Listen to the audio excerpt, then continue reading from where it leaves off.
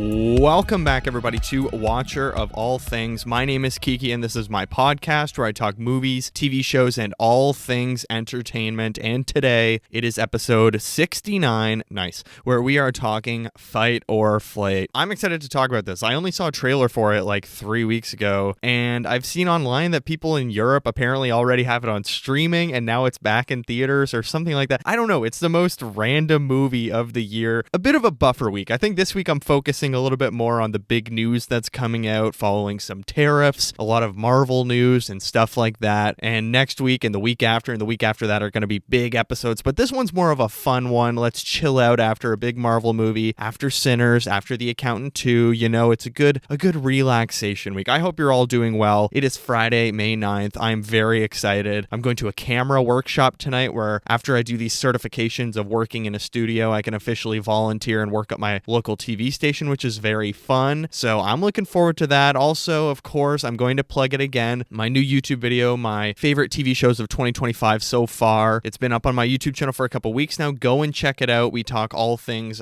Severance. We talk The Pit. We talk Spider-Man, the Your Friendly Neighborhood Spider-Man TV show, Daredevil Born Again. So much fun stuff in that YouTube video. It was a lot of fun to make, and I'm really happy with the video. Go check that out. It's on the YouTube channel right now, which is linked below if you're on the streamers, or if you're on the YouTube channel already, just go straight on my channel, as well as timestamps below. If you don't want anything spoiled for this movie, I keep it very strict to what I see in the trailer. There's timestamps below marking the non-spoiler and spoiler section. We're going to start with the news, go into non-spoilers, spoilers, then the what else I watched section where I have lots of goodies to talk about in there. But right now, let's get into the news.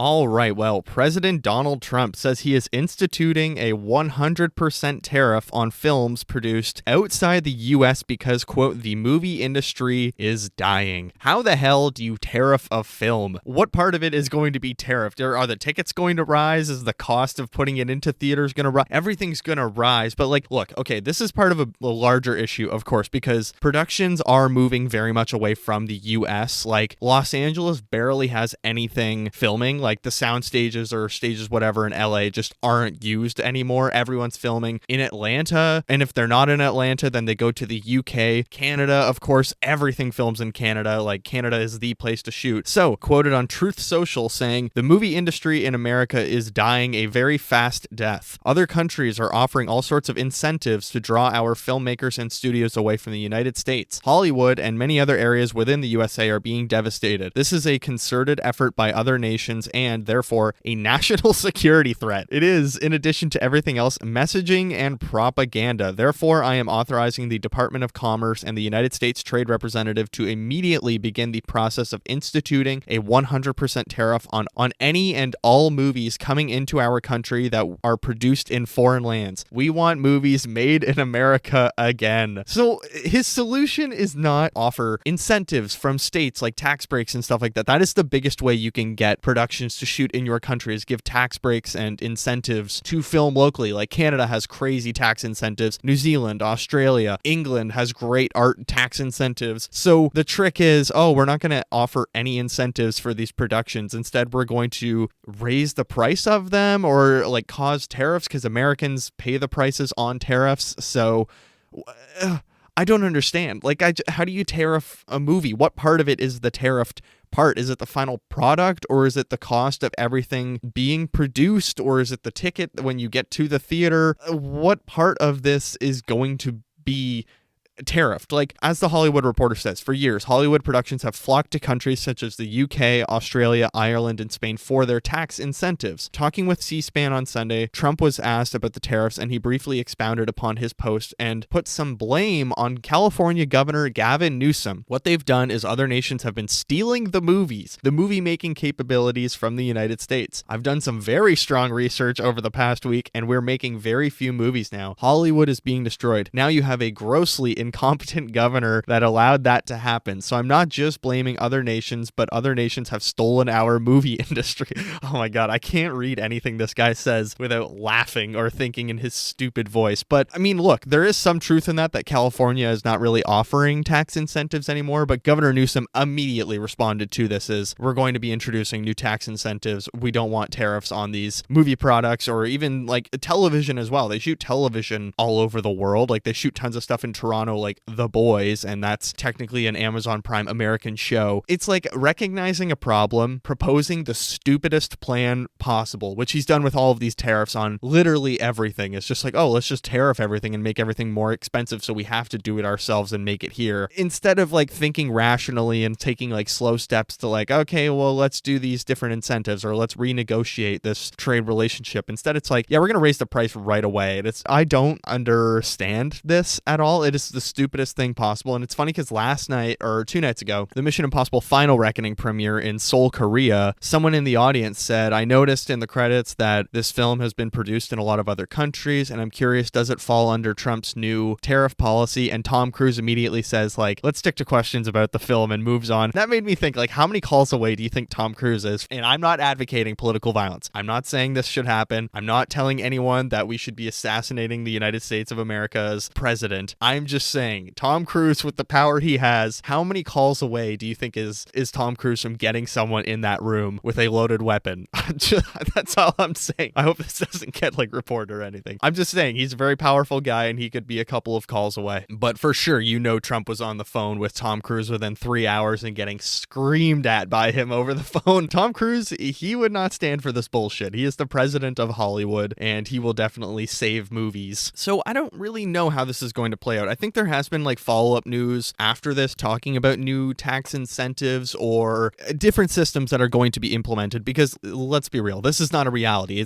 There's not going to be any 100% tariffs on American movie productions. Do tax incentives. Why do you think people are going to every other country? Because it is cheaper to film and you can get bigger tax breaks and incentives to film in those locations. Like just this week, David Cronenberg's new movie set in Toronto, shot it in Toronto, and I said in my review on Thursday for The Shrouds, I'm aware that everything shoots in Toronto or Vancouver, or The Last of Us shot in Calgary. Everything shoots in Canada because we have great tax incentives for the arts, and then they just lie and say these places are in the US, like The Last of Us shooting in Calgary but saying it's Jackson, Wyoming or whatever. Now there is also a list of films that are currently in production in other places that could be hit with these tariffs. So Lionsgate John Wick spin-off Ballerina, which comes out June 6th, was filmed in the Czech Republic. Avatar Fire and Ash was made in New Zealand. Marvel Studios is currently filming Avengers Doomsday in London and plans to film the new Spider-Man movie in the UK. So of course those could be hit with the tariffs as well. Disney's Star Wars Starfighter is filming in the United Kingdom later this year, coming out in 2027, as well as Warner Brothers Discovery, I believe, just opened like all of these new sound stages or officially committed to filming all of their DC studio stuff in London, if I'm incorrect. Yeah, beefing up its London presence while filming Supergirl, Woman of Tomorrow right now. They're on all of their sound stages. So all of these huge blockbusters could be hit by tariffs within the next 8 months or whatever it is. But who knows if this will actually go through, because,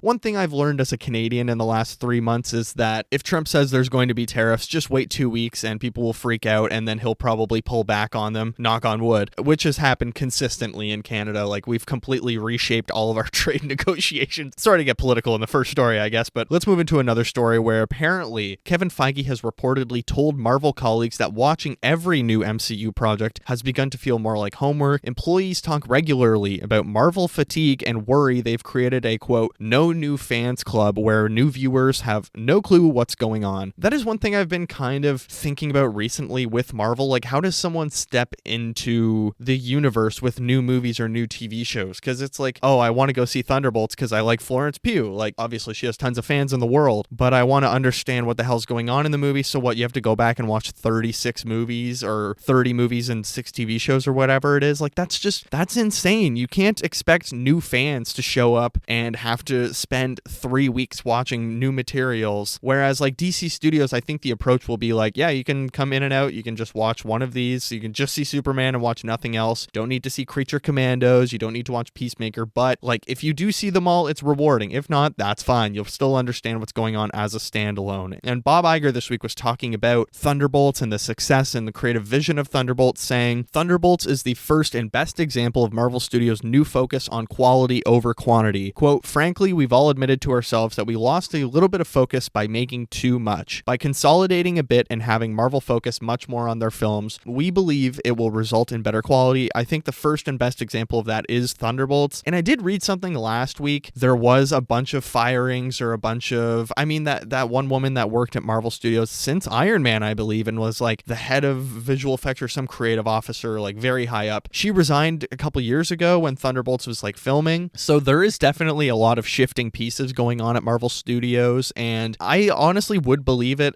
Like there was another story or another tweet this week that I read where apparently in like 2020, 2021, sort of around then when Marvel Studios was really trying to kick up its TV shows and have like 100 things per year, people working on these shows, like the head writers and visual effects artists, had to chase down Kevin Feige to get his opinion. Like apparently he was just unreachable. He was numb. He was so busy all the time and just unable to contribute anything creatively because he was just spreading himself so thin. So that's why Kevin Feige now has sort of come out and been like, yeah, these things are homework. And honestly, you could probably tell from his own pressure, like, I don't want to do this anymore because that's not creatively fulfilling. And yeah, he's a very, I think, creative guy, Kevin Feige, but he has sort of become a little bit washed in the last couple of years, or has sort of lost sight, like Bob Iger says. So I'm happy we're sort of recentering where we are back on the actually telling new stories where people can step in and step out, and getting different creatives to join on board because they can be excited to tell a story and without having to shoehorn in 1,000 other things from other properties like Thunderbolts and Jake Schreier. I think, he talked about Black Widow and Falcon and the Winter Soldier, and obviously him and the writers were aware of what happened in the past, but it wasn't like every scene of the movie was talking about this one specific thing that happened back in phase 2 in a Marvel one-shot or whatever. As I said in my review last week, which if you haven't listened to, go check it out. I loved Thunderbolts. I've seen it twice. It's refreshing to just go into a Marvel movie and be like, oh, there isn't 1,000 cameos in this, or there's zero multiverse, which I think was my favorite part of the movie. Zero multiverse. You don't need to be like, oh, who's that character from 2001 that I have no clue who they are, and they walked through a portal with 5 minutes left in the movie and now they're teasing another movie. Literally none of that. All there was new Avengers setup and some setup for the next Avengers movie, and it felt very mild and controlled and actually exciting, which I appreciated. Now, speaking of the X-Men, Deadline are reporting that X-Men movie at Marvel Studios is circling Thunderbolts director Jake Schreier to assemble the new team. Now, I believe the script is already written for this movie, so it's unknown where things stand in the deal-making process, but following a meeting this past week, Schreier looks to be the top choice to take on the studio's project. Michael Leslie penned the script with Marvel Studios president Kevin Feige producing, so I believe the script is already mostly complete, but obviously if Jake Schreier did come on board, I'm sure they would maybe have some creative discussions and been like, oh, I think it would be more interesting to go down this avenue, because again, I think Marvel are starting to become a little bit more lenient and less factory made. I think they're going to learn from Thunderbolts. I mean, movie studios always learn the wrong things from their movies that are successful, but I'm hopeful that Marvel might see Thunderbolts and been like, oh, let's actually have more creative input from the people that are making our movies. Like, I feel like Ryan Coogler and Sam Raimi are the only two directors in the last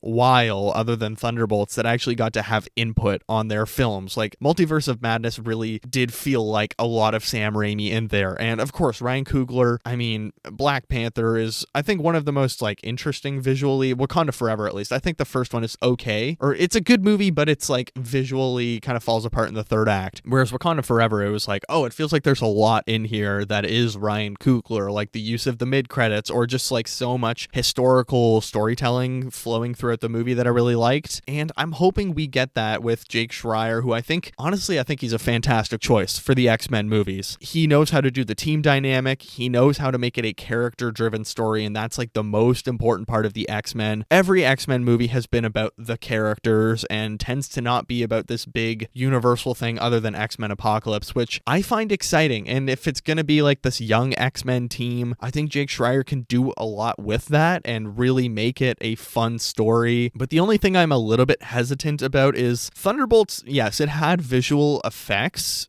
but for me, the weakest part of the movie, CGI-wise, was Bob flying around as Sentry. I thought that didn't look great, and I don't know if that's also down to direction of Jake Schreier. He's not used to that big budget, CGI heavy directing in action moments. So X-Men, depending on who's on the team, like, you know, you get Gambit or Storm or there's Rogue. Like, you have tons of different characters that all of their powers are going to be very CGI heavy. It worries me how Jake Schreier is going to do under that new direction that he's not used to. Like, that's a lot of different power sets that you're having to balance, and I think it might be a big step up for him. But having, you know, gotten this one little nice step up with Thunderbolts under his belt, I think he is a very good candidate to move into this new world, and it excites me. I don't think there's very many directors that I was like, oh, I'd like to see them step in, or every name that was tossed around, like Jordan Peele, I was like, yeah, that's not realistic. There's no way they're going to get some big auteur filmmaker to step in for the X-Men. Like, people were saying Ryan Coogler. I'm like, there's no way Ryan Coogler is going to do the X-Men movie. If he were to come back to Marvel, obviously he's doing Black Panther 3, and he's very busy with that after his X-Files show, I think. If he's going to do Black Panther 3 and then do another Marvel movie, if he were to do one, it would be Blade, 100%. I think that's like nailed in, that he would absolutely, I think he would kill that movie. First of all, he would be so good as the director of Blade, but I don't think he would do X-Men. But Jake Schreier, great choice, and it seems like he's going to be another director that maybe Marvel likes to come back to and be like, oh, is there anything else you are interested in and you want to do? Like, Matt Shackman did WandaVision, and then it was almost, 6 years later that he signed up for Fantastic Four, although they had a bunch of other directors lined up, and John Watts was the original director for Fantastic Four. Now, speaking of X-Men, apparently Ryan Reynolds is working on a Deadpool and X-Men team-up movie. I mean, Deadpool and Wolverine came out a year ago, which is crazy to think about because it feels like multiple years ago. Made a ton of money, like $1.3 billion or something like that. Now, The Hollywood Reporter is saying that Ryan Reynolds is immediately wanting to get Deadpool back out there, but he thinks he can kind of do it in a fun way that's not a solo movie, of course. So the multi-hyphenate is working on various treatments for an ensemble film featuring 3 or 4 X-Men characters. Deadpool would, of course, appear, but perhaps only as a supporting player. Reynolds is said to believe that keeping his F-bomb wielding anti-hero more on the sidelines could allow for the X-Men characters to be used in unexpected ways. Reynolds has been very open about every Deadpool movie needing a strong reason to exist, and it's possible this could provide the avenue he needs. Now, this potential film is not the same Jake Schreier X-Men film because that is written by the Hunger Games writer Michael Leslie, and Ryan Reynolds is coming up with this himself. Like, this is fully his baby. So there's no word on which X-Men characters Reynolds is thinking of using, though there is rumors that Oscar-nominated Wicked star Cynthia Erivo, who Reynolds honored at the National Board of Review in January, alongside her co-star Ariana Grande, has publicly lobbied to play Storm in the MCU. I think Cynthia Erivo, I think she'd be a good Storm casting, to be honest. She's got the sauce for it, like just seeing her fly around as Elphaba. I think it has that, I don't know, presence in the sky that Storm needs to have, and I think she can nail an accent, of course. Like, why not cast her? But am I excited about the opportunity for a Ryan Reynolds X-Men Deadpool movie? Not really. I think Deadpool and Wolverine, it's interesting because I had it ranked pretty high in my post-Endgame movies, and it's funny because I recorded that. I even used it as like a socials clip this week, and I thought of it right after. I was like, I have never gone back to watch that movie, and I've like never even wanted to go and see it again. I saw it once in theaters, right? And I thought I said after my review, like, oh, that was so much fun, I'm definitely going to go back and watch it again. Never did. I have no interest, and my opinion of that movie just kind of, I don't know, in the last year, I'm like, yeah, it was fun, but it was like a sugar high, like it's like getting fast food. It's like I enjoyed it in the moment, but I felt like shit later because I was like, there's not really any story in that, and now we're just going to bring back Channing Tatum as Gambit in the MCU, I guess, but like, how are you going to use this comedic Gambit or like this silly, goofy Gambit in an Avengers Doomsday movie? And he was never really an X-Men character, so I don't know.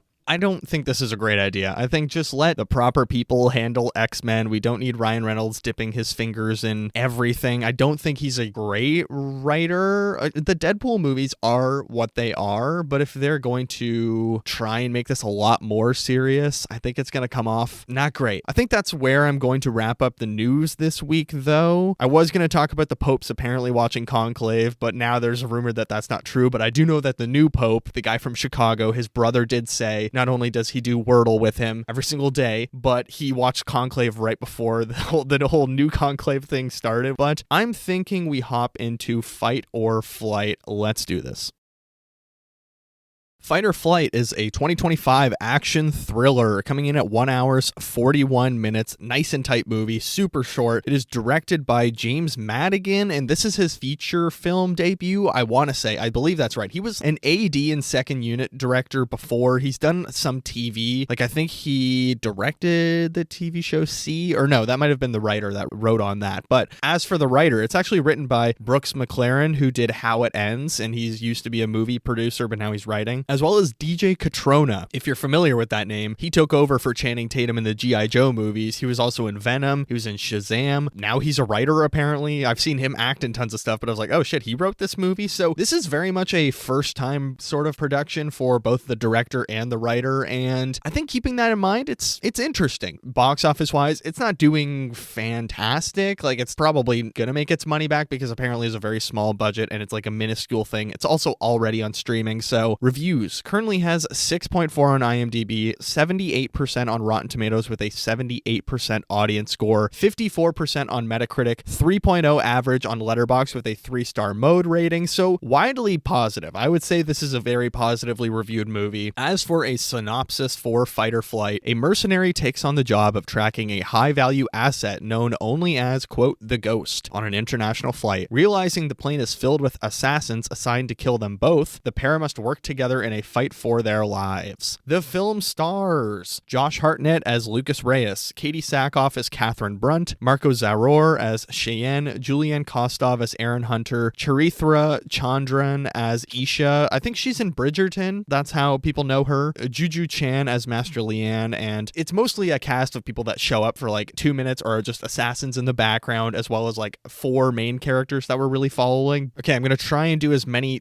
plain puns in this episode as I possibly can, so here are my initial thoughts on Fight or Flight. Fight or Flight lacks leg room and only provides the same old stale in-flight entertainment. This overbooked plane filled with the airport regulars occasionally hits turbulence after a slow takeoff, but eventually, even after some wafting from the cabin toilet, there's some fun refreshments to be enjoyed and we land without any major stomach bugs. If you need it simplified, yeah, I thought it was fine. Yeah, it's kind of a movie we've seen 100 times. It's a classic movie where there's, you know, a vessel or a transport vehicle with a bunch of assassins on it, and we need one person to survive, or there's one good guy on this, you know, plane or train or car or bus or whatever. It's bullet plane, am I right? That's what I said in my Letterboxd review. Let's jump into the performances. I want to talk about Josh Hartnett, who's making a very fun comeback in Hollywood right now. He was in Oppenheimer. He was in a really good episode of Black Mirror that I liked. He was in Trap, of course. Absolutely loved Trap. He was Cooper Trap. He's fine. And you know what? He's fun. He's hamming it up for this role, and I appreciate that. I think he gets to make jokes and do action, and that's all that matters. It's a very, you know, skin thin type movie where everything is only skin deep is how I would describe the characters in this film. Then we have Katie Sackhoff as Catherine Brunt. Shout out 24, shout out The Mandalorian, shout out Battlestar Galactica. Is that the one she's on, or on Stargate? What is that old sci-fi show she was on? I remember my cousin really loved that show, but I know her from 24 and from The Mandalorian, obviously. Well, she's pretty okay. You know, I think she sort of keeps it in first gear throughout this movie. She's playing like this CIA or I don't know, FBI, I believe. She's playing an FBI sort of officer agent that hires Lucas to do this hit, and they hadn't spoken in 2 years because he went AWOL and he's in Thailand. It was interesting. I don't know. I don't think she has too much crazy stuff to do in this, but it's like kind of fun, some of the stuff she gets to do, as well as Julianne Kostov as Aaron Hunter. The first 20 minutes of this movie, I was trying to think, where do I know that guy from? And then I realized he's the one in The White Lotus that asks Lori for $10,000 American to bring his mother to Thailand with them. And I didn't even realize he actually has an American accent, because when I looked at his Wikipedia, it said Bulgarian actor. This was during The White Lotus when I was researching The White Lotus. So I was like, oh, he's Bulgarian, but he has an American accent in this. And I was like, oh, he's great. He's fine in this movie. Like, I don't know, he's cheesy as hell in this, which it's a comedy. I know it says action thriller, but I would say this is way more of a comedy. Like, there's so many jokes in this. Again, his character is only really skin deep. What you see is what you get. There's nothing more to be seen here. Charithra Chandran as Isha, she's quite fun. I think her and Josh Hartnett get a lot of really great stuff to do in this. She's this flight stewardess or a flight attendant. There's a couple of flight attendants in this movie that are just very fun. You know, the cast is a good time. The hitmen are all very generic, threatening looking. I don't know, they just look suspicious, of course, all the time, and they get to do fun things against Josh Hartnett, and they give us an okay little mix of delinquents. But like, the story, Spirit Airlines much? Because this feels like a budget flight. There is cheap imitations, or it's hard to condemn this film in any way, because as much as I was like, it's fine, I think small movies like this are totally serviceable and will always be needed in Hollywood. This gives a lot of good people different writing experience, different directing experience, gets fun actors like Josh Hartnett and Katie Sackhoff out there doing these fun roles. So like, this is kind of a non-evil movie to me. Like, it's not like this is a $180 million movie where I'm like, oh, what a waste of time doing this unoriginal idea. You know, if this movie was made for $10 million, which I doubt it was probably like 50-ish if I had to guess. It would be cool if it was under that. That's fine with me, but this is not an original story at all. In fact, there's like absolutely nothing really original here. I mean, we just did this movie with Bullet Train 3 years ago, and the whole time I was watching, I was like, oh yeah, that's just like Bullet Train. I would say Bullet Train is a lot more stretched as thin as possible and adds way more deeper character stuff that they're trying to implement, of like Brad Pitt trying to be Zen and the whole Sandra Bullock thing at the end and all that stuff. You know, like that's a David Leitch movie where they're really pushing as much as they can and they draw it out way longer. One thing I definitely think this movie has over Bullet Train is it knows when to end. Actually, we'll talk about the ending in a moment. I like that this movie is a bit of a redemption tale. It's a guy trying to get free, and there's a surprising bond with him and this ghost character that, you know, they don't show the ghost character for any of the trailers, so I won't spoil who the ghost character is, but it's kind of fun that like they're trying to actually do some deep stuff in here, but it's very rushed or it's very minimal. And is it too derivative and a little familiar, or is it charming that it's like, oh, we've gotten this theme or this type of movie a bunch of other times before? I didn't hate that it was like, oh, we've seen this before with like Liam Neeson movies or an Idris Elba TV show on Apple last year. Wasn't there like just one where there's a hijacking on a plane? Was it called Hijack? There's NONSTOP, there's Hijack, there's Snakes on a Plane, there's Bullet Train, there's Speed. We've had tons of movies where it's like dangerous person stuck on vehicle or mode of transport and there's bad guys everywhere. Obviously, Speed's a little different, and I think that's the best of all time at whatever this genre is. I don't know what this genre would be called. Vehicular trapping action movies. As for the directing, I said it's his first time directing James Madigan, or like his first big feature film, or at least his first feature film in general. So it is a little bit impressive and nice because I do think it's well choreographed. Some of the shots like work really well in the fight sequences, and it's just a lot of fun. Like, I feel like there's a lot of little budget style to it that's really fun with Josh Hartnett, and it never feels like it's too clunky or poorly handled. There's no shots where I was like, oh god, like who the hell thought of that, or this is just we're getting lost everywhere. I think it's very simply point A to point B. It's competently directed, and even the writing as well. Like, sure, it's only skin deep, and I don't think they're trying to do anything crazy with this movie. There is one twist where I was like, okay, I guess that's fine, which I'll talk about in spoilers, but like, I don't think Brooks McLaren and DJ Catrona tried to do anything too crazy. Like, I feel like this was a really good growing opportunity, this movie, where they had this idea, they had Josh Hartnett on board, and they were like, you know what, let's just do this, and if it is small budget, why not? It's a good experience for everyone to move on to something bigger, and it's a good stepping stone, or whatever that saying is. Having said that, there are some writing things about this film where I was like, oh, that's interesting. Like, there's two really fun flight attendant characters in this movie that sort of just go missing for the last 30 minutes. Like, I was like, wait, where did they go? They had so many different scenes where they were showing up, they're helping Josh Hartnett's character, or at least interacting with him and all the assassins, and it's hilarious. Then the last 30 minutes, I was like, where did they go? Are they dead, or are they like rushing to another part of the plane, which makes sense. It's also, I like the plane choice. I know this is a small detail. I like the plane choice that they have, but I don't think they fully use it. It's one of those double-decker like Airbus type planes, and I can't remember what airline it is. Is it Malaysian Airlines or something? But it's a massive plane. But I feel like we don't really explore the full like compartment elements, or I don't know. I keep feeling like, oh, this is a very packed plane, and I think they say at one point that this is a packed flight, and yet it feels like we only see like 2 or 3 compartments, and it makes the plane feel very small. Like, there's no like staircases where we're going up and down, or we're not going to the back and then the front, and it's like 5 minutes to get to the front or back. Like, I think you could have stolen a little bit from Snowpiercer in that regard, where it's like a fun compartment to compartment movie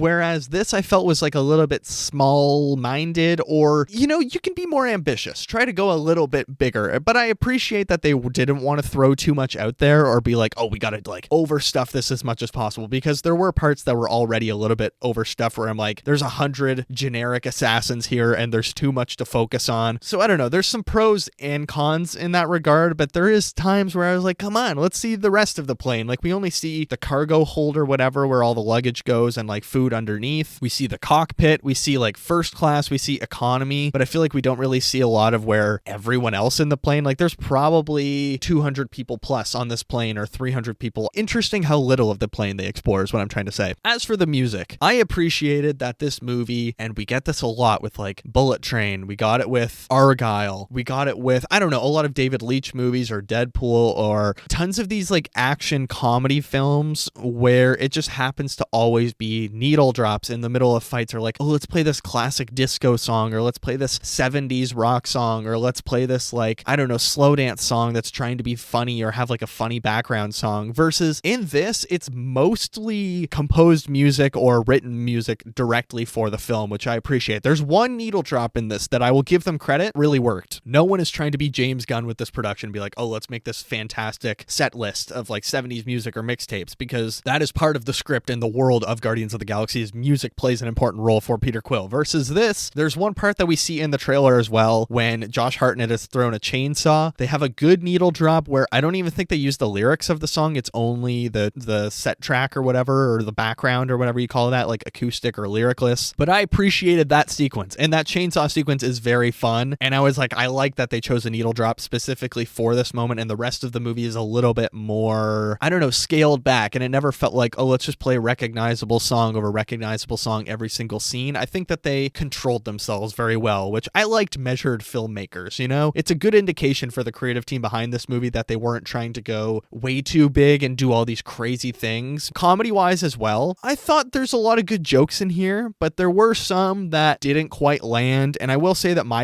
it felt like my crowd wasn't super into this. Like, it was a pretty decently filled theater. I would say there was probably 15 people to 20 people there. The two guys beside me were laughing at things that were very clearly not jokes, but in the trailer you see this gag. It's where he changes into pajamas after killing someone in a bathroom, and he tries to put a gun in his waistband and it falls through his pajama pants to the floor. I thought that was a great gag. They also at one point used the Microsoft like shutting down sound in a particular moment that made me burst out laughing. I thought it was hilarious. There's a lot of good gags in this movie. There's a lot of them that just don't land as well. Maybe if I watched it at home by myself, it would be a different vibe, but in my theater, it felt like people aren't really working with this. And you know, watching comedies in a big group setting is a lot different than just like watching it at home, because sometimes I watch stuff at home that's dumb and I'm like, that was the funniest thing I've ever seen. Then you watch it with someone else and it's just silent and you're like, wait, is this funny? And there's an interesting group dynamic. Someone should do a scientific study on like watching a comedy alone versus in a group, and there is something about this movie where I was like, I don't know, watching this with a group of people that aren't really vibing with it was interesting. But for me, the comedy really worked in a lot of points, as well as just like the fighting and the gore and the violence, that use of chainsaw that I just spoke about. I think there's a lot of really good like visual effects and blood splattering, and like all the different fight dynamics work really well in this movie, and like I said, it's competently handled, and there's a lot of really fun inventive stuff that they're doing here are really, really brutal violence. Like, as soon as it ended, my girlfriend turned to me and said, that was pretty intense. And I was like, yeah. In my notes, I wrote down pacing issues. I feel like there were a couple of moments where I was like, okay, just like get to the point, or we're stopping to do exposition, which it really feels like someone is pulling the handbrake in the car when we were doing the exposition moments in this, which that's one of my least favorite things about movies. That's something that always annoys me, is when we just genuinely stop the movie to deliver background info in very boring ways. There was one part in this where I was like, okay, I think they handled that exposition well, and that's the background of our main character, Lucas. I was like, okay, that was fun because we got a flashback, versus we get a background of another character in this movie, and I was like, that felt very clunky, and just having the shot of just them telling the story was not that interesting. Like, you can show us some stuff as well instead of just telling us. However, we cannot talk about flying movies or a movie on a plane without talking about Nathan Fielder, specifically The Rehearsal, because this movie references Sully, which if you watched, here's some spoilers for the last rehearsal episode. Skip ahead 45 seconds if you don't want to hear this, but he did an entire episode on the psyche of Sully, the guy who landed that plane in the Hudson, got a book deal, and he theorized that the song Effervescence actually helped him land the plane. Anyways, there were so many moments in this movie where I was thinking about the pilots because they show up, and the way they were talking to each other, I was like, oh my god, Nathan Fielder is totally right about the power imbalance between the co-captain and like the first captain or whatever it was, and there's parts where they're joking and laughing at each other, and I was like, interesting power dynamic. So, could the captains of this plane, if they had cooperated by the Fielder method, could they have saved the situation? I would say maybe. You never know. Maybe if they had better communication, they could have overwrite the thing that is controlling this situation. So that's all I'll say about that. But Nathan Fielder, you have permanently changed my brain chemistry when I am thinking about flying and plane movies. I'm not going to spoil. I'll talk more about this in spoilers, but the ending was hands down the worst part of the movie. Like, it was painfully sequel baiting us, and it really, really annoyed me. And as soon as it ended, both my girlfriend and I just looked at each other like, oh, that's it? And I can't believe they ended it like that. But let's get into my 2 stars and a wish, and then we'll get into spoilers. So my 2 stars and a wish, if you don't know, when I was in high school, when we would do presentations, we would give the presenter 2 stars, 2 things we liked about their presentation, and a wish, something they maybe could have improved on or something that we noticed. Star number 1 for this movie. It's funny. I think there's a lot of good gags in this, and it's just like a good kind of sit back, enjoy a bucket of popcorn at the movies, and laugh and enjoy some action. Star number 2, the runtime is perfect for this. Hour 40 minutes, it feels perfectly on par with what it needs to be. I accidentally tapped my Apple Watch at one point in this, and it lit up, and I was like, oh shit. And when I was turning it off, I noticed the time. I was like, oh my god, we have 20 minutes left. It blew by. My wish, maybe more closure. I think the ending is pretty lazy on this movie, and there's no need for pointless sequel baiting. But look, overall, Fight or Flight, I actually didn't hate this, and it's kind of trashy. It is kind of a trashy popcorn flick that you can just enjoy. It's a good one-time popcorn flick that, you know, you see at the movie theaters, you see it on streaming, you're gonna throw this on, you can watch it with your friends, you can watch it with your dad, or if your moms are into violent action movies, for sure they can enjoy this. But there's lots of stuff I did enjoy about this, but at the same time, it wasn't like anything mind-blowingly original that I was like, oh my god, this is something I need to watch again tomorrow. It was perfectly fine. It's a good time, even if it lacks in a lot of departments. I'd give it 3 out of 5 stars, but let's move into spoilers.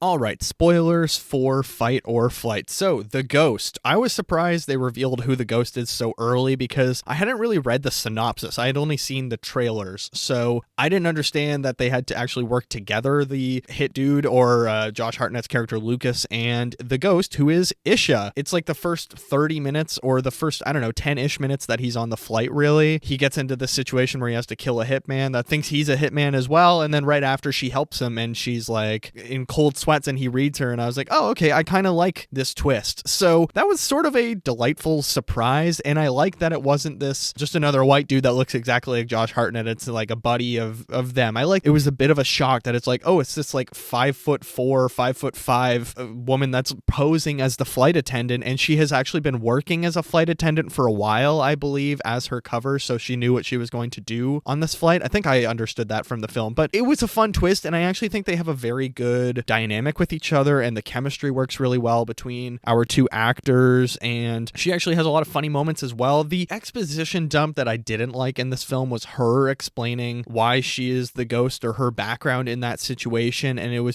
was a lot at once, and there's no like visual storytelling while she's doing that. Instead, at the start of the film, they explain, oh, well, the ghost is on the fort, blah, blah, blah, blah, blah, and it lists a bunch of things that she's done, and it's just like super heavy-handed of like, oh, not that ghost. Everyone knows who the ghost is at that agency. They know what you're talking about. And then when she's on the plane, she tells him like why I'm doing all this. And I thought it's like, oh, that's an interesting backstory, but the way they tell it is just so much information at once directly to our faces. And I was like, that could have been handled in a more creative way, I guess, or like show don't tell, you know, like with Lucas, they give us his background that he was working as a security for some CIA advisor, or no, was it an American ambassador in Thailand, because that's where he's been hiding out in Bangkok. So So he was a security detail working in the Secret Service for this one ambassador that liked to beat up young sex workers when he would have them at their palace or ambassador residence, whatever that's called. And Lucas decided to step in and he just beat the shit out of this ambassador and had to go on the run, of course. And his girlfriend, who is played by Katie Sackhoff, her ex-girlfriend, they were together at the time. She gave him a tip-off saying, I'm going to turn you in because it was the best thing she could do for her career. And that's why they're not on good terms. I liked all that. I was like, that's actually a fun twist, and that like explains a really good dynamic between the two of them. And at the same time, showing that background, it's even like not a crazy background flashback. It's maybe a minute and a half, not even. I was like, oh, it's fun seeing him with dark hair, and he looks like regular Josh Hartnett in the real life before he had to dye his hair and go on the run and like hide out and stuff. I thought that stuff worked really well, and it was a fun background, but it feels like they so lazily gave our motivations for the ghost. Like, okay, she was a child without parents, and they made her hack things because she was good with computers. Like, she got trafficked, and instead of having to do anything with her body physically, they were just like, oh, you're really good with computers, so we're going to make you pretty much a child slave, and like we're going to make you hack all these organizations and do all this terrorist work for us. An interesting twist, and it explains a lot about her, but it was just handled very clunkily. And now the reason that Lucas has to get on this flight is because the ghost is on the flight, but she's also trying to transport this computer to the US, which can hack like any, I don't know, they use so many generic computer terms in this movie that it was kind of funny, like hack the mainframe or hack the firewall. And she's transporting this computer that she developed that can hack any computer in the world or any database in the world, like no matter how encrypted it is, any government agency in seconds, like 30 seconds, compared to, she says,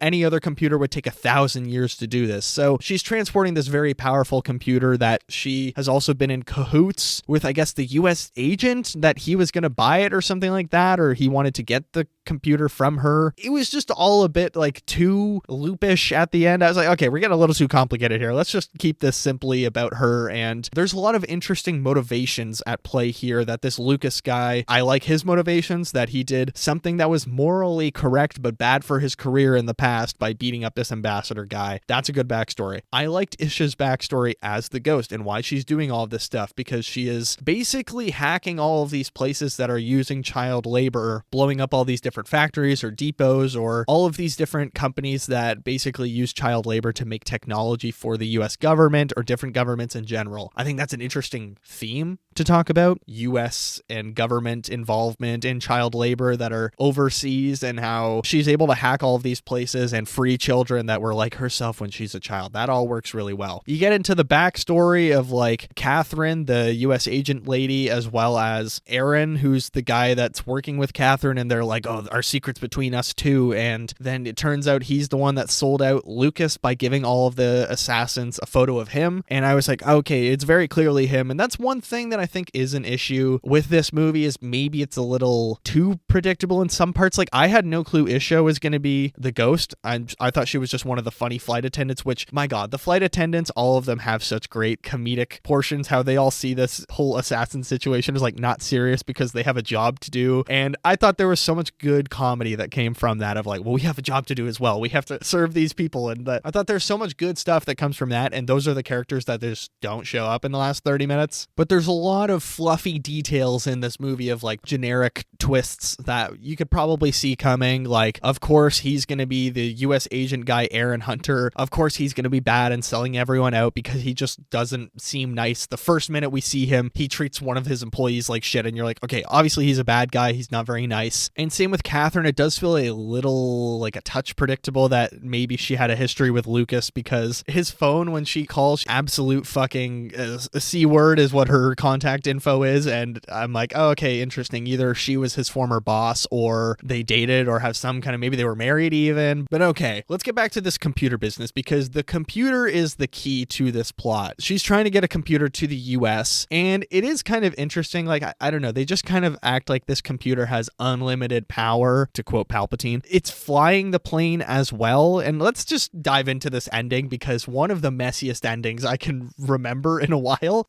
the computer has not only been flying this plane the whole time, scrambling their comms so the captains can't talk to watchtowers or whatever, but it's flying the plane. The captains are dead, and in the end of the movie, they get into the cockpit and they start freaking out like, wait, how are we going to land the plane? And Ish is like, the captains were never flying the plane. And Lucas is like, we were never going to land in San Francisco, were we? It flashes forward. Lucas wakes up in this war zone and he's in a hospital bed surrounded by children's drawings. And all of a sudden, Isha blasts through this hole in the wall that's been blown in and says, Lucas, we're not done yet. We've only just begun. And the movie ends. That's it. Like, there's absolutely zero indication of what the hell is going on. Are they in Washington because some civil war has disrupted that she has started in the US? This is one of the strangest sequel baits I've probably ever seen in a theater. Like, obviously, there's tons of movies that infamously push for a sequel to happen. Morbius, first movie that comes to mind, of course. This has something to do with Spider-Man. But this movie, like this little small budget movie that's like, you know, NONSTOP, that's like Hijacked, that's like Speed, that's like whatever, Unstoppable, or all of these different vehicular movies like Bullet Train, immediately spends the last 5 minutes only tying into a sequel and just like pushing as hard as they can to get a sequel. And I was like, oh, is this going to be like a part 1 situation? No, the title never shows like part 1 of like, oh, we're for sure going to have a second part to this movie. We might never see a sequel to this. And I was like, what a strange note to end on. I Googled, is there a sequel planned? And I didn't see anything pop up. Either they are planning it and hoping this movie makes enough money to get it greenlit for a sequel. At the same time, I don't think it has like any big distributor. It's distributed by Vertical, so it could be a small enough budget that they're like, oh yeah, it's low risk, like let's go for it. I wouldn't hate that because I do think it's fun, and sometimes there's movies that are like small and not that great that start out and then they do a sequel multiple years later and it's like so much fun. I'm talking to you, The Accountant 2. The Accountant 2 is so much fun and I never thought I would want a sequel for that, so why not give us a sequel for this? I don't know, that's fight or flight. I feel like it's a very point A to point B, not too crazy story that is probably going to be popular on streaming in Canada and the US because Josh Hartnett, a lot of people love Josh Hartnett. I love Josh Hartnett. I think he's very campy and fun and hilarious in this, and I had a good time. It didn't blow my mind, but I was like, that was not hurting anyone, and I don't think it's at the detriment of Hollywood to greenlight a movie like this. You know, it wasn't the 28th installment in another franchise that I'm like, why are we still doing this? But that's fight or flight. 3 out of 5 stars. Let's move into what else I watched.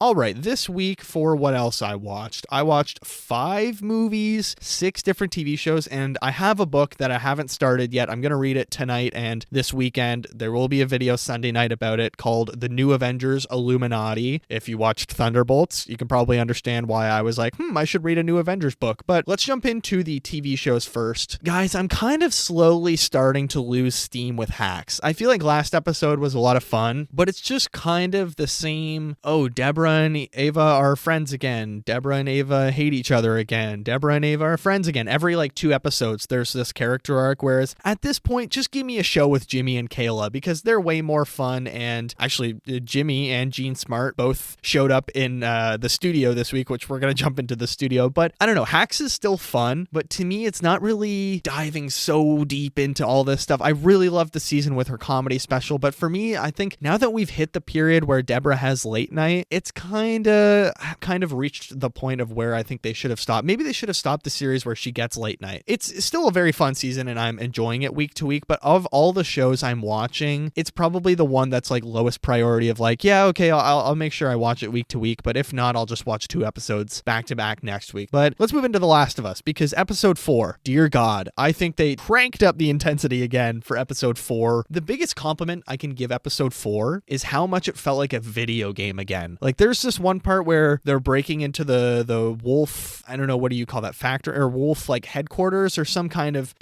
place where it does that classic video game thing of, I don't know, Spider-Man, the Arkham games, The Last of Us, Uncharted, all of these games where you have to sneak around a room hiding behind crates and you hear all the bad guys come in and they're like, let's split up and look for them. And they all say their like, you know, NPC lines over and over again of like, what was that? All that fun stuff. There's this certain element where I was like, oh, this episode just feels like a video game. They also have a great infected chase in the subway underground. We finally get Jeffrey Wright introduced as Isaac, and his introduction was pretty crazy, which like Josh Peck having one scene in all of The Last of Us is very funny. I just think they really packed in a lot, and like I've liked every episode this season, but I thought episode 4 was like, wow, this is a great jump right back into the intensity and all of the crazy portions of the show that we loved in season 1, where we're just like hiding from infected, hiding from bad guys, all this good stuff. So The Last of Us, I'm still liking season 2 a lot. I think it's a lot of fun, and we're going to talk about the full season at the end of the month. As for the rehearsal, which I talked about in the non-spoiler section briefly, one of the craziest episodes of television I have ever seen in my life. Like Nathan, the first 10 minutes or 5 minutes are about these cloning dogs and trying to emotionally like nurture versus nature type thing. And then he happens to be reading the Sully biography. And so then we just get him playing out Sully's life in the most batshit backwards way possible. And it genuinely blew my mind. As for Andor season 2, episodes 7 to 9, you know what? I'm going to reserve my Andor thoughts until next week because it's the final 3 episodes next week. So next week's episode is going to be about Andor season 2, but it's amazing. If you're a Star Wars fan and not watching Andor, there's no hope for you. Survivor season 48, episode 11, called Coconut Etiquette, one of the worst Survivor episodes I can remember, probably of the new era other than the Hourglass episode in season 41 with Erica. This episode, predictable from the first minute to the last. Everyone is just trying to fake us out with like, oh, we're really going to go for Joe this week. And what happens? Mary votes 6-1. However, it's not to say even if it's the worst episode ever, it wasn't one of the funniest at the same time, because David standing up at tribal council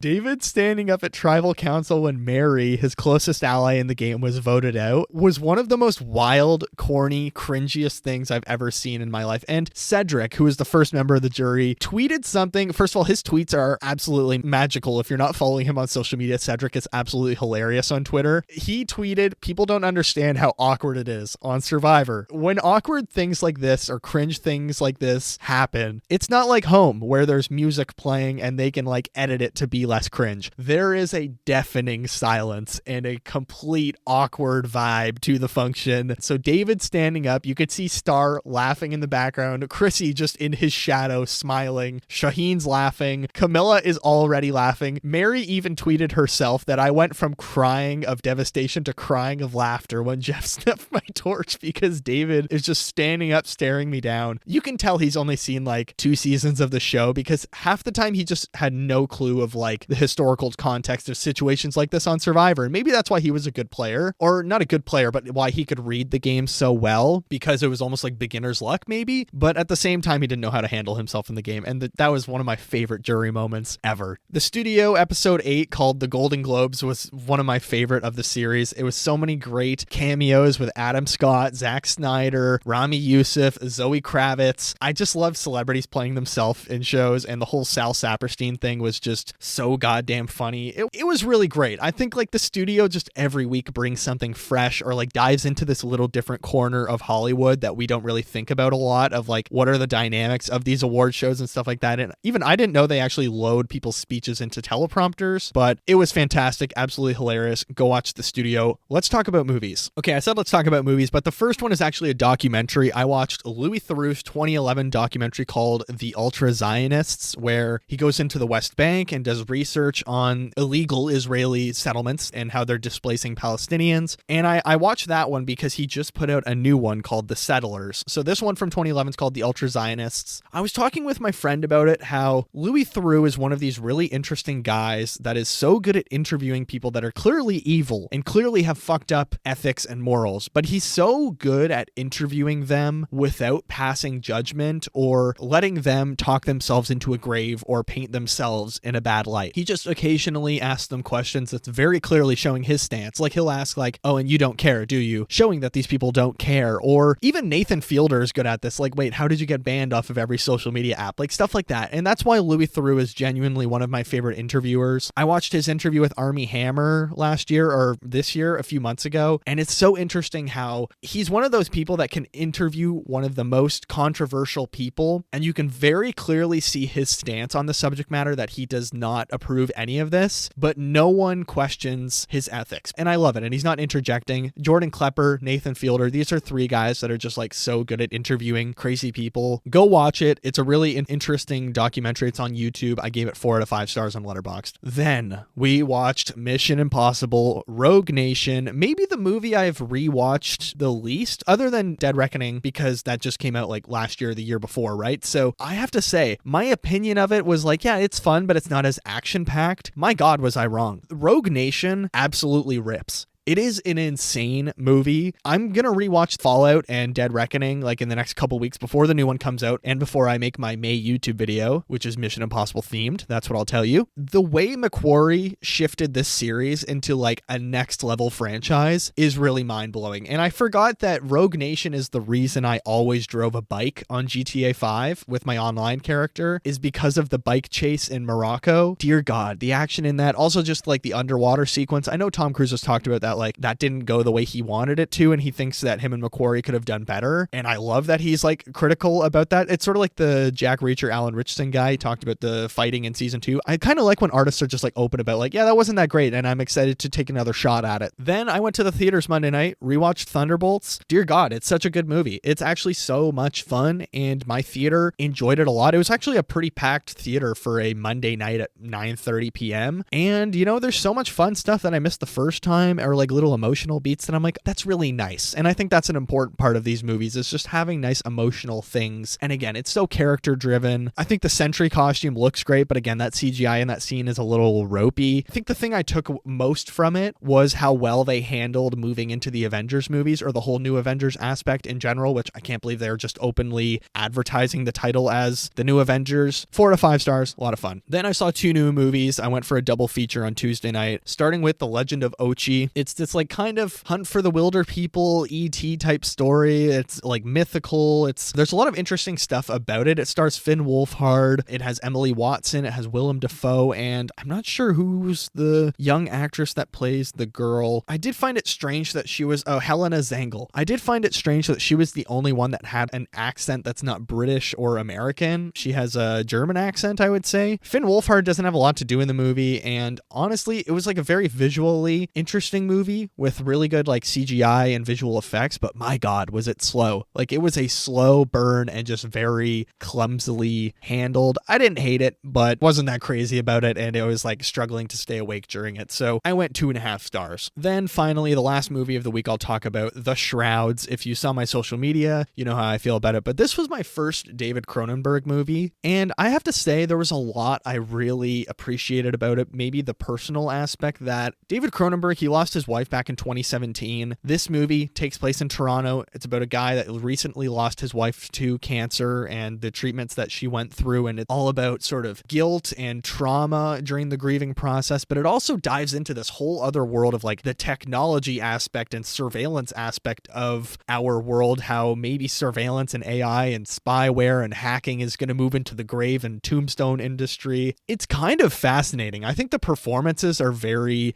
good, and the only aspects I really struggled with, I think the script is taking on a little bit too much, or is a little bit too incoherent or dense in certain parts, and doesn't really know what avenue it strongly wants to take these elements in. So it struggles under its own weight in certain elements. For my first Cronenberg movie, I wasn't like, oh, I never want to watch a Cronenberg movie again. The reason I haven't watched Cronenberg movies, and I should have said this in my social media review, is because I know he is into body horror. That is like his genre. And I've only recently just been able to watch like body horror things. So now I think I'm going to dive into some David Cronenberg movies over the next few weeks. I know I have a lot to watch this month because I'm going to rewatch season 2 of Andor leading up to the finale. Going to rewatch all of the Mission Impossible movies, I think. And there's a bunch of other stuff coming out like Friendship, Lilo and Stitch. I got to rewatch the original, all this different stuff. But I have to say, The Shrouds, a promising start. This is a very personal movie, and just what a way to get an introduction to this author. So I gave it 3 out of 5 stars. It was a movie I really had to sit with after. I can see this as an auteur working through their own personal feelings, and I really loved that aspect, even if it's a messy movie. But that's all I got for what else I watched this week. Like I said, I think I'll watch some more Cronenberg, Mission Impossible movies. Got to watch The Last Couple, The Last of Us, The Studio. Tons of good stuff, but that is what else I watched. And in fact, I think that's going to do it for episode 69, Fight or Flight. A smaller movie this week, but next week we have a big entry with Andor. As always, please rate and review the show 5 stars on all of our streaming platforms, whether it is Spotify, Apple Podcasts, Amazon Music, Acast. You can find us anywhere you find your great podcasts like Watcher of All Things. If you were on the YouTube channel where we had just hit 270 subs, very exciting stuff. There's also a new YouTube video there talking about my favorite shows of 2025 so far. Go enjoy it. Please like, subscribe, comment, all that good stuff under this podcast episode. Let me know what David Cronenberg film I should watch first. I'm thinking The Fly. Let me know what you thought of Fight or Flight. If you finally caught up on Thunderbolt, saw that last week. What did you think? What are you watching right now? What are you looking forward to this spring with so many great movies coming out? If you want to get in touch with the show, you can email us, watcherofallthings@gmail.com, or find me on social media. Instagram and Threads are at Watcher of All Things. The TikTok is at watcher.of.all.things. Follow me on all those. They're all linked below, as well as my personal Letterboxd account where I'm very active on Letterboxd. I think I have 116 movies logged this year. Follow me on there, KikiJ70. That's KIKIJ70. Toss a comment under one of my reviews saying you found me through the show. I'll follow you back. Let's build a little community. As I said, next week is a big one. We're doing Andor Season 2 because I believe it's the last 3 episodes coming out next Tuesday. So I'm really looking forward to that because, spoiler alert, I'm loving Andor, and I think I'll immediately watch Rogue One after I watch the finale of Andor. So that's going to be a lot of fun. Lots to discuss there. But as for now, thank you all so much for listening. Thank you all for all the love on social media or wherever through messages I get, and for listening, downloading, being a fan, being a friend, all that good stuff. Take care of yourselves, and I will see you in the next one.